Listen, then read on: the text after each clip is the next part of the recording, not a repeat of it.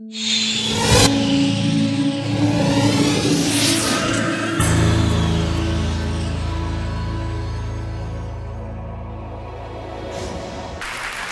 October 2010, the Justice League of America will be teaming up with the 99.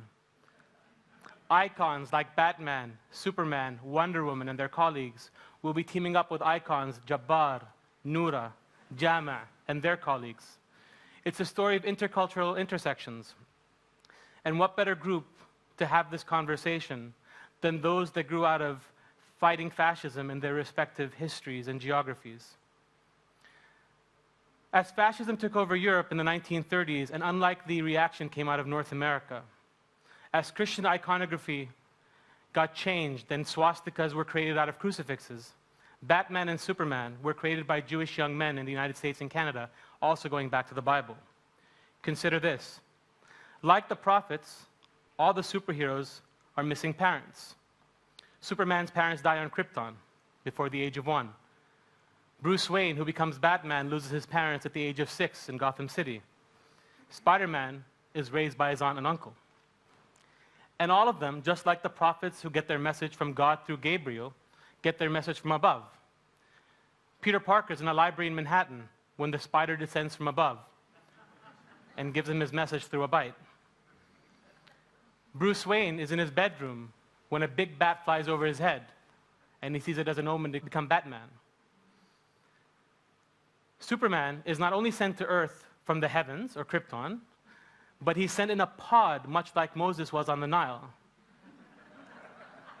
And you hear the voice of his father Jor-El saying to Earth, "I have sent to you my only son."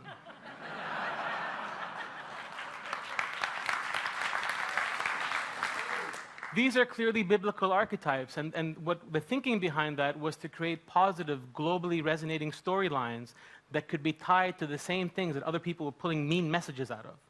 Because then the person that's using religion for the wrong purpose just becomes a bad man with a bad message. And it's only by linking positive things that the negative can be delinked. This is the kind of thinking that went into creating the 99. The 99 references the 99 attributes of Allah in the Quran, things like generosity and mercy and foresight and wisdom, and dozens of others that no two people in the world would disagree about. Doesn't matter what your religion is, and even if you're an atheist, you don't raise your kid telling them, make sure to lie 3 times a day. Right? These are basic human values. And so the backstory of the 99 takes place in 1258, which history tells us the Mongols invaded Baghdad and destroyed it. All the books from Dar al-Hikmah library, the most famous library in its day, were thrown in the Tigris River, and the Tigris changed its color with ink. It's a story passed on generation after generation. I rewrote that story. And in my version, the librarians find out that this is going to happen. And here's a side note. If you want a comic book to do well, make the librarians the hero. It always works well.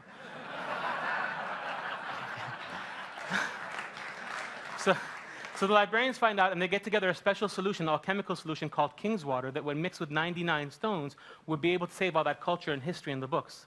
But the Mongols get there first. The books and this solution get thrown in the Tigris River. Some librarians escape, and over the course of days and weeks, they dip the stones into the Tigris and suck up that collective wisdom that we all think is lost to civilization. Those stones are then smuggled as 3 prayer beads of 33 stones each through Arabia into Andalusia and Spain, where they're safe for 200 years. But in 1492, 2 important things happen. The first is the fall of Grenada, the last Muslim enclave in Europe. The second is Columbus finally gets funded to go to India, but he gets lost. Right? So 33 of the stones are smuggled onto the Nina, the Pinta, and the Santa Maria and are spread in the New World. 33 go on the Silk Road to China, South Asia, and Southeast Asia, and 33 are spread between Europe, the Middle East, and Africa. And now it's 2010, and there are 99 heroes from 99 different countries. Now, it's very easy to assume that those books, because they were from a library called Dar al-Hikmah, were Muslim books, but that's not the case. Because the caliph that built that library, his name was Al-Ma'mun. He was Harun al-Rashid's son.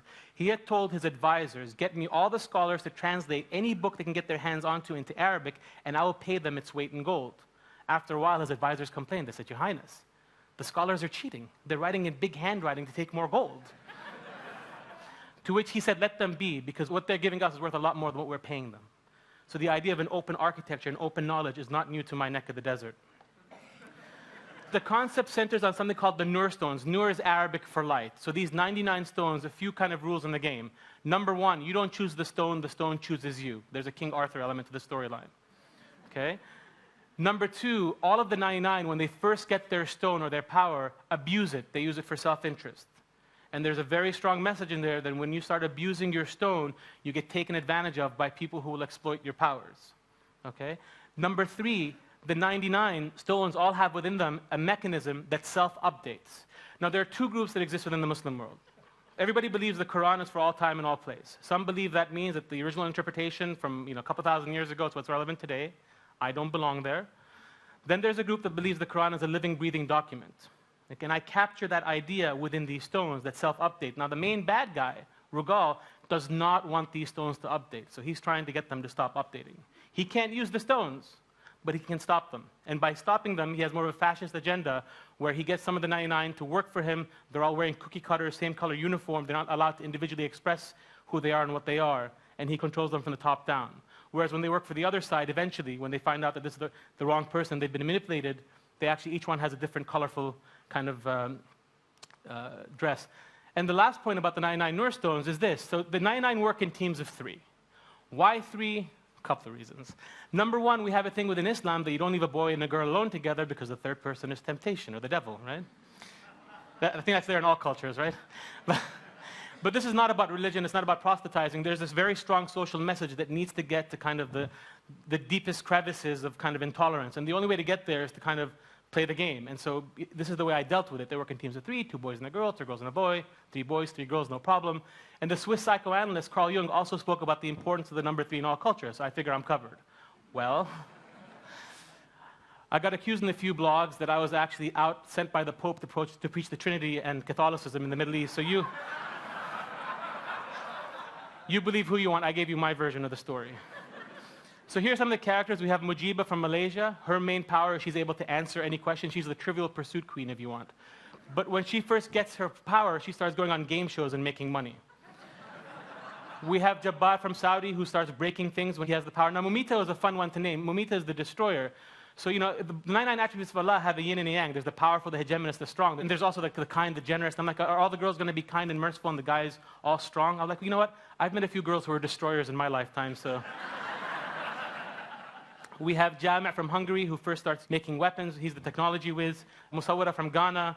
Hadia from Pakistan. Jalil from Iran, who uses fire. And this is one of my favorite, Batina from Yemen. Al-Batin is the hidden. So Batina is hidden, but she's a superhero. I came home to my wife and I said, I created a character after you. My wife is Saudi from Yemeni roots. And she said, show me. So I showed her this. She said, that's not me. I said, look at the eyes. They're your eyes. So I promised my investors this would not be another made in fifth world country production. This was going to be Superman or wasn't worth my time or their money. So from day one, the people involved in the project, bottom left is Faye bin Nicieza, writer for X-Men and Power Rangers. Next to him is Dan Panosian, one of the character creators for the modern day X-Men. Top right is Stuart Moore, a writer for Iron Man. Next to him is John McCrae, who's an inker for Spider-Man. And we entered Western consciousness with the tagline, next Ramadan, the world will have new heroes, back in 2005. Now, I went to Dubai to the Arab Thought Foundation conference, and I was waiting by the coffee for the right journalist. Didn't have a product, but had energy. And I found somebody from the New York Times, and I cornered him, and I pitched him, and I think I scared him.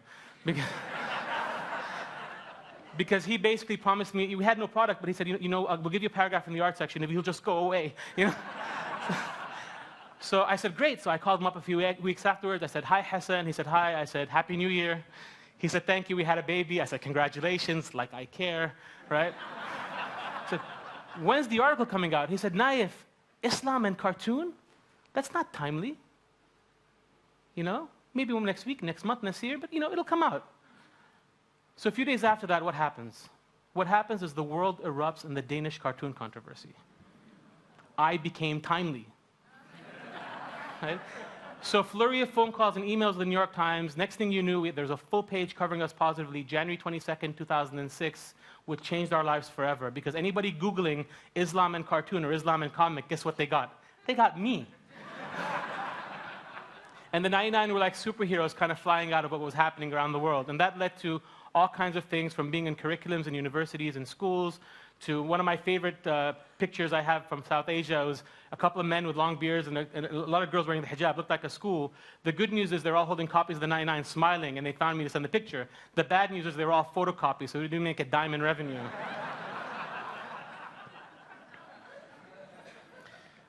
We've been able to license the 99 comic books into 8 languages so far: Chinese, Indonesian, Hindi, Urdu, Turkish. Opened a theme park through a license in Kuwait a year and a half ago called the 99 Village Theme Park, 300,000 square feet, 20 rides, all with our characters. A couple back-to-school licenses in Spain and Turkey. But the biggest thing we've done to date, which is just amazing, is that we've done a 26-episode animated series, which is done for global audiences. In fact, we're already going to be in the US and Turkey, we know. It's 3D CGI, which is going to be very high quality, written in Hollywood by the writers behind Ben 10 and Spider-Man and Star Wars Clone Wars. In this clip I'm about to show you, which has never been seen in the public before, there is a struggle. 2 of the characters, Jabbar, the one with the muscles, and Noora, the one that can use light, are actually wearing the cookie-cutter fascist kind of gray uniform because they're being manipulated. They don't know. Okay? And they're trying to get another member of the 99 to join them. So there's a struggle within the team. So if we can get the lights.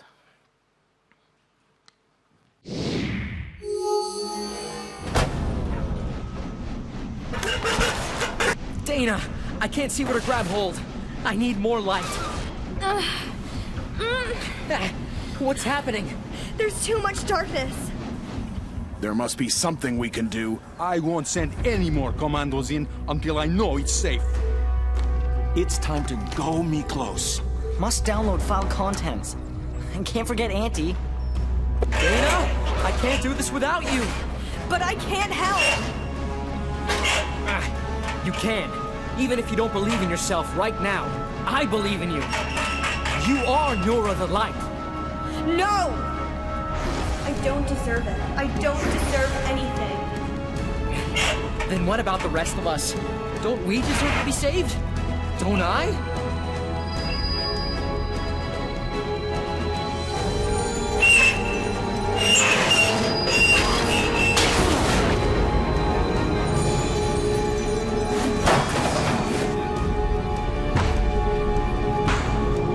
Now tell me which way to go. That way.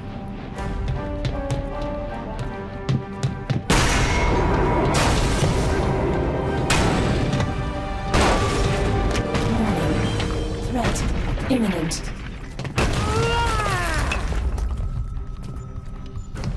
Stay away from me.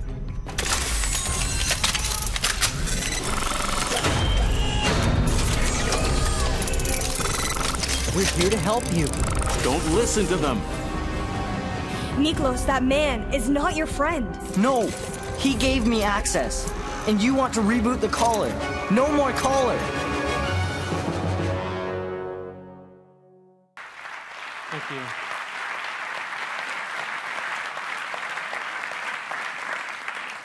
So the 99 is technology, it's entertainment, it's design. But that's only half the story. As the father of 5 sons, I worry about who they're going to be using as role models. I worry because all around me, even within my extended family, I see religion being manipulated. As a psychologist, I worry for the world in general, but worry about the perception of how people see themselves in my part of the world. Now, I'm a clinical psychologist. I'm licensed in New York State. I trained at Bellevue Hospital, Survivors of Political Torture Program. And I heard one too many stories of people growing up to idolize their leadership only to end up being tortured by their heroes. And torture is a terrible enough thing as it is, but when it's done by your hero, it just breaks you in so many ways. I left Bellevue, went to business school, and started this. Now, one of the things that I refer to about the importance of this message is that I gave a lecture at the medical school at Kuwait University where I lecture on the biological basis of behavior. And I gave the students 2 articles, one from the New York Times and one from New York Magazine. And I took away the name of the writer, the name of everything was gone except the facts. And the first one was about a group called the Party of God, who wanted to ban Valentine's Day. Red was made illegal. Any boys and girls caught flirting would get married off immediately. Okay? The second one was about a woman complaining because 3 minivans with 6 bearded men pulled up and started interrogating her on the spot for talking to a man who wasn't related to her. And I asked the students in Kuwait where they thought this incident took place. The first one, they said Saudi Arabia. There was no debate. The second one, they were actually split between Saudi and Afghanistan. What blew their mind was the first one took place in India. It was the party of a Hindu god. The second one took place in upstate New York. It was an Orthodox Jewish community. But what breaks my heart and what's alarming is that in those 2 interviews, the people around who were interviewed as well refer to that behavior as Talibanization. In other words, good Hindus and good Jews don't act this way. This is Islam's influence on Hinduism and Judaism. But what the students in Kuwait say? They said it's us. And this is dangerous. It's dangerous when a group self-identifies itself as extreme. This is one of my sons, Rayyan, who's a Scooby-Doo addict. You can tell from the glasses there. He actually called me a meddling kid the other day. But I borrowed a lesson that I learned from him. Last summer when we were in our home in New York, he was out in the yard playing in his playhouse, and I was in my office working, and he came in nagging, Bob, I want you to come with me, I want my toy, I want you. And I said, Rayyan, just go away. He left the Scooby-Doo in his house. I said, just go away. I'm working, I'm busy. And what Rayyan did then is he sat there, he tapped his foot on the floor at 3.5, and he looked at me and he said, Baba, I want you to come with me to my office in my house. I have work to do.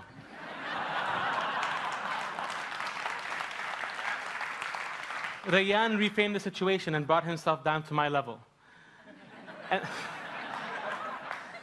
And with the 99, that is what we aim to do.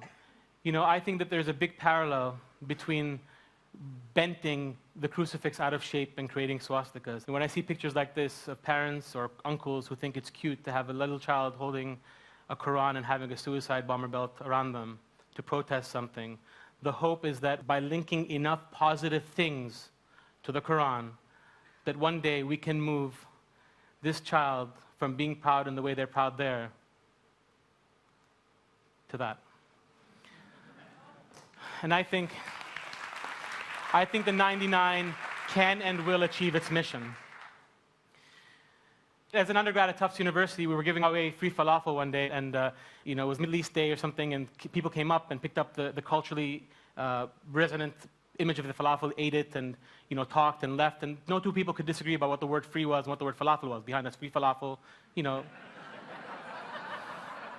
Or so we thought, until a woman came rushing across the campus center, dropped her bag on the floor, pointed up to the sign, and said, "Who's falafel?"